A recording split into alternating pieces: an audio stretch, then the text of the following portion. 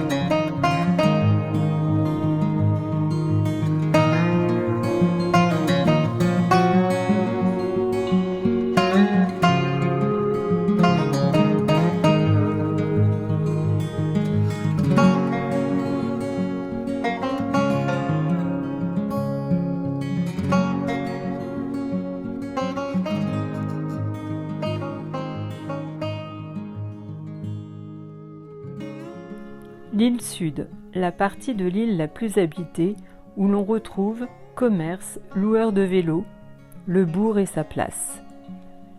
L'île est séparée en 2 par le pont Vauban construit au XVIIIe siècle.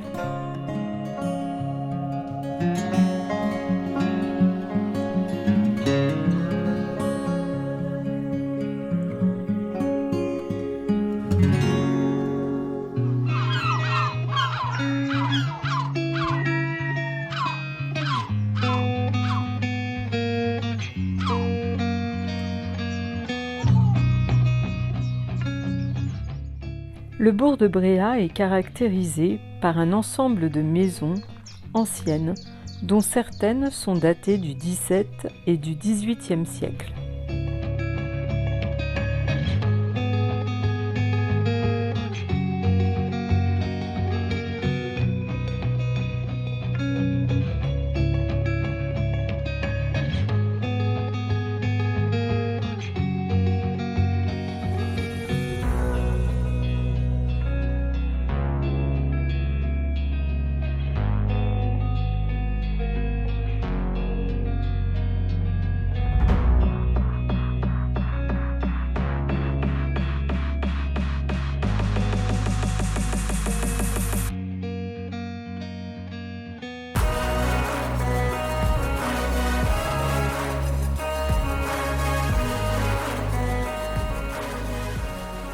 L'île de Bréa, surnommée l'île aux fleurs, car la douceur du climat océanique y est particulièrement propice au développement d'une foison de fleurs et plus généralement de végétaux et d'arbres, dont certains tropicaux nous y étonnent encore par leur acclimatation ici en Bretagne.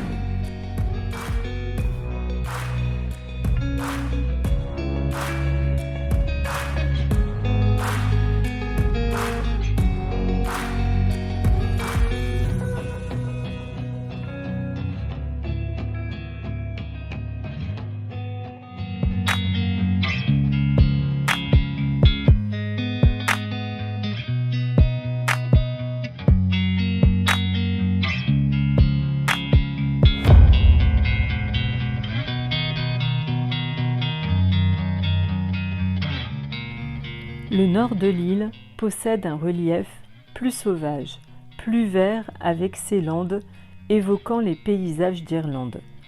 Des paysages bien trempés, battus par les vents et les embruns du large. Sur cette partie de l'île, il y a peu d'habitations.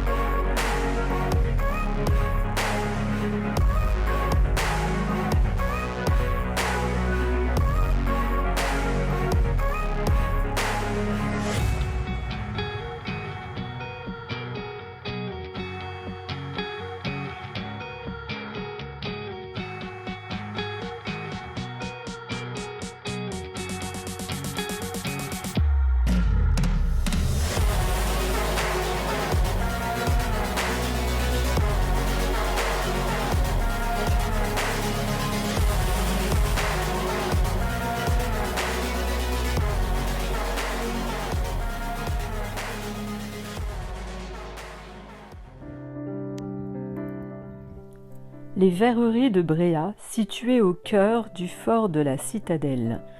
Elles n'ont cessé de se développer. Aujourd'hui, elles envoient leurs produits dans des hôtels luxueux de France et du monde entier.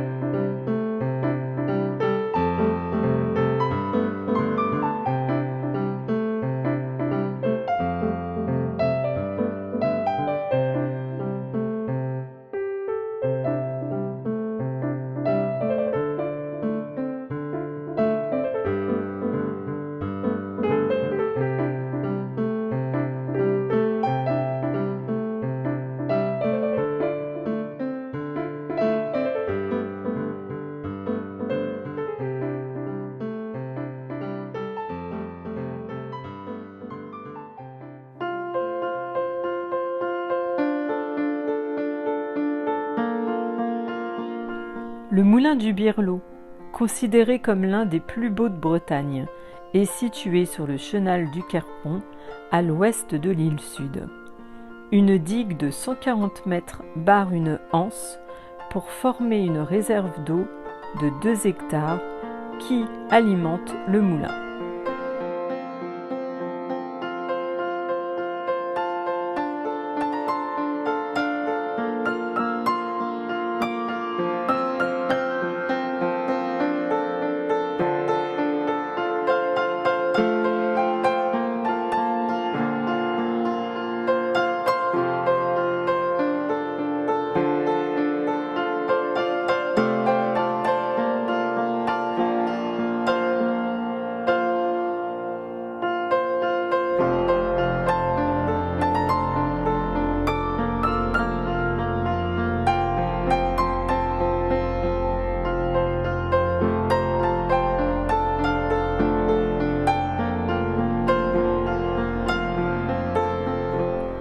La chapelle Saint-Michel, érigée sur le point culminant de l'île, à 33 mètres au-dessus du niveau de la mer, la chapelle sert de point de repère pour la navigation en mer. Et voici les tadornes de Belon. C'est les plus grands des canards de surface de notre pays. Ils viennent se reproduire sur l'île tous les ans à la même époque. Sur une portée d'une dizaine de juvéniles, seuls quelques-uns survivront aux attaques des prédateurs tels le goéland. Leur migration a lieu au mois de juillet, au milieu de millions d'autres oiseaux migrateurs.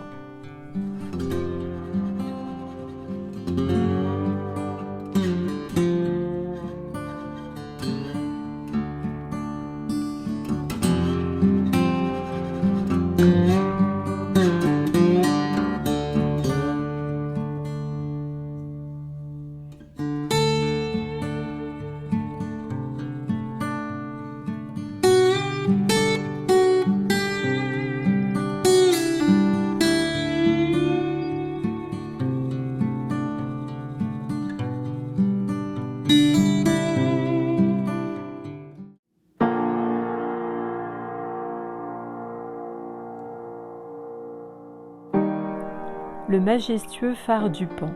Il se mérite bien car il est situé à l'extrémité nord de l'île qui fait face à l'Angleterre. Il est sur le promontoire rocheux du Pan et relié à la terre par une chaussée et un escalier en granit.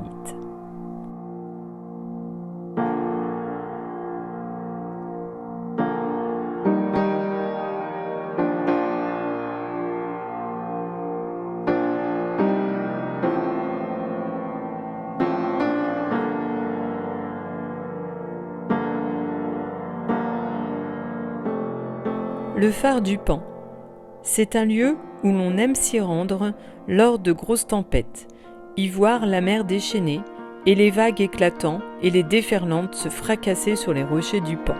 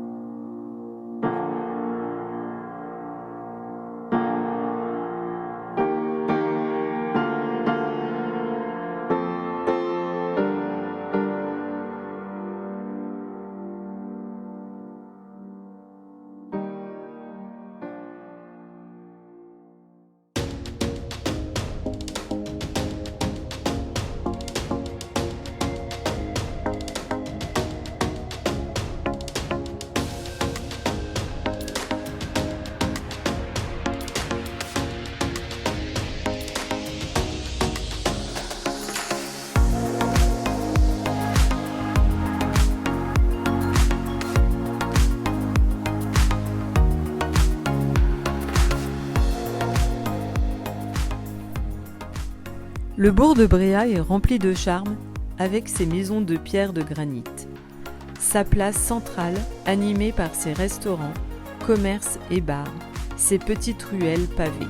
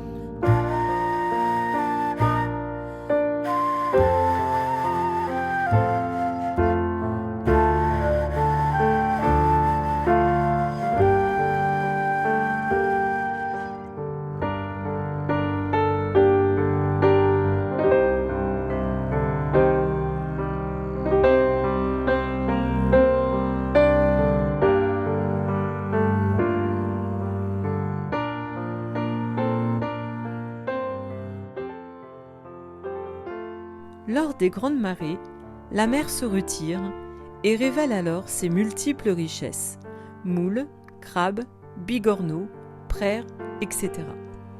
2 fois par jour, la mer découvre des espaces infinis et vous laisse la place pour ramasser ses coquillages dans les mares d'eau claire.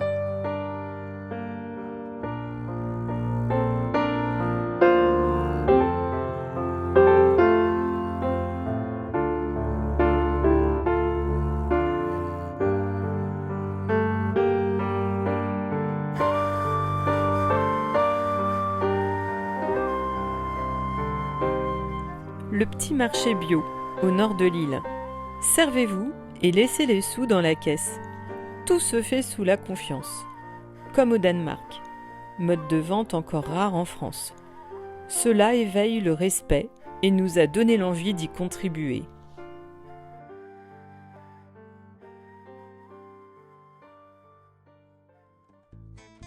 Le petit train de l'île assure le transport des habitants, des scolaires et des touristes, ainsi que les visites guidées l'été.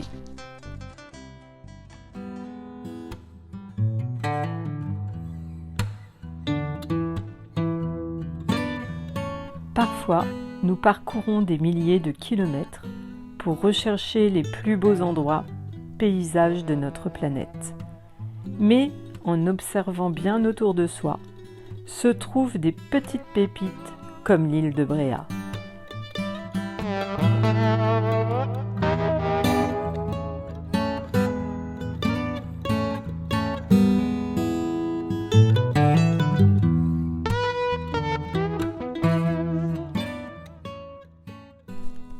L'archipel de Bréhat. Ce lieu est constitué d'une principale et de 86 îlots et récifs voisins. C'est pour cette raison que ce joyau breton a été le premier site naturel classé en France en 1907.